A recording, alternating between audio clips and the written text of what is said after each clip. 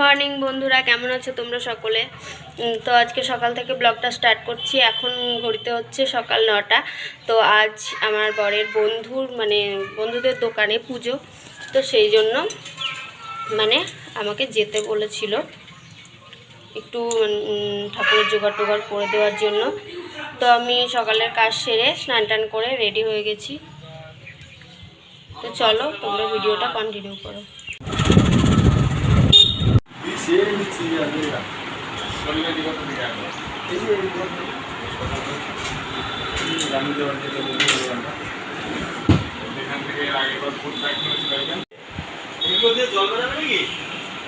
তো এখানে আমি এসে দেখছি কোনো জোগাড় হয়নি। তো তারপর আমি বসে গেলাম হচ্ছে ফল কাটতে। তো ফলগুলো আগে কেটে নিলে তারপর আস্তে আস্তে গোছানো যাবে। তো সেই জন্য আমি ফলগুলো সব কেটে নিচ্ছিলাম। আর দিদিভাইগুলো এখনও আসেনি। তো ওদেরকে ফোন করলাম, তো ওরা বললো হ্যাঁ আসছি। তো সেই জন্য আমি বললো তুমি ফলগুলো কাটতে থাকো বা আলপনা দাও।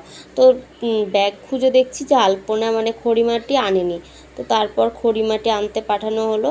তো খড়িমাটি তো একটু ভিজতে টাইম লাগবে, তো সেই জন্য আমি আবার ফলগুলো কেটে নিয়েছি।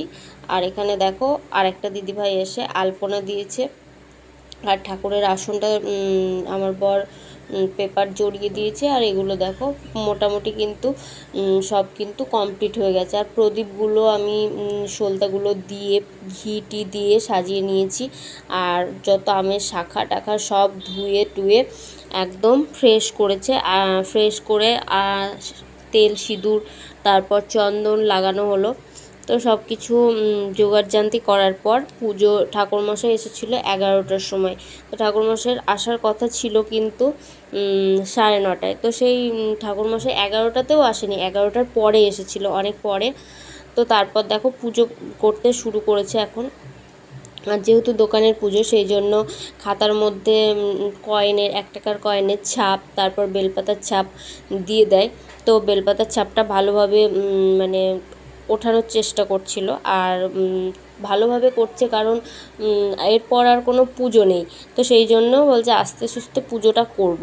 তো সেই জন্য খুব সুন্দর করে বেলপাতার ছাপটাও তুলেছিল।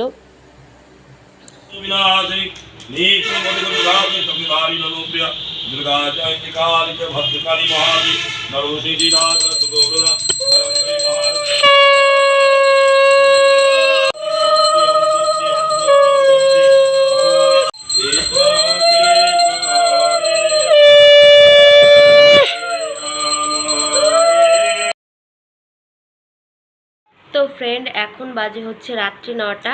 তো এখন আমি একটু বসে রয়েছি, কেননা মাথাটা প্রচণ্ড ধরেছে। আর আজ সকালে চা খাইনি, সেই জন্য আরও মাথাটা যন্ত্রণা করছে। আমি যেদিন চা খাই না সেদিন আমার মাথাটা যন্ত্রণা করে। আর মেয়েকে ঘুম পাড়িয়ে দিয়েছি, আর সারাদিন ঘুমোয়নি।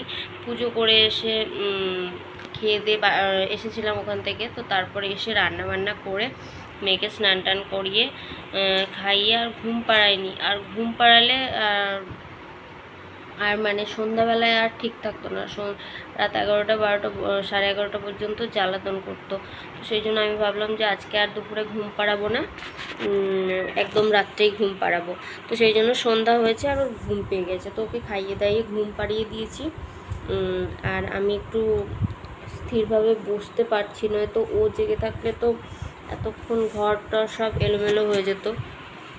তো দেখো এখানে মেয়ে ঘুমাচ্ছে আর আমি তোমাদের সঙ্গে কথা বলছি। তো আজকের ভিডিওটা তোমাদের কেমন লাগলো অবশ্যই কমেন্টে জানিও। আর ব্লগগুলো সেরকম বড় করতে পারছি না, তো আস্তে আস্তে বড় করারও চেষ্টা করব। যতই ভাবি যে বড় করব, কিন্তু দেখি যে এই 3 মিনিট 4 মিনিট 5 মিনিট এরকমের হয়ে যাচ্ছে। তো সেই জন্য বড় আর হচ্ছে না। তো সেই জন্য আমি এবার থেকে ভাবছি কালকে থেকে বড় ভিডিও করার চেষ্টা করব। আর বড় ভিডিও না হলে তো ওয়াচ টাইমটাও ঠিকঠাক মতো আসবে না। তো চলো তোমাদের সঙ্গে আর কি বলবো, আজকের মতো এটুকুই। আবার দেখা হচ্ছে অন্য একটা ভিডিওতে। তো আজকের মতো টাটা, সবাই ভালো থেকো, সুস্থ থেকো, টাটা।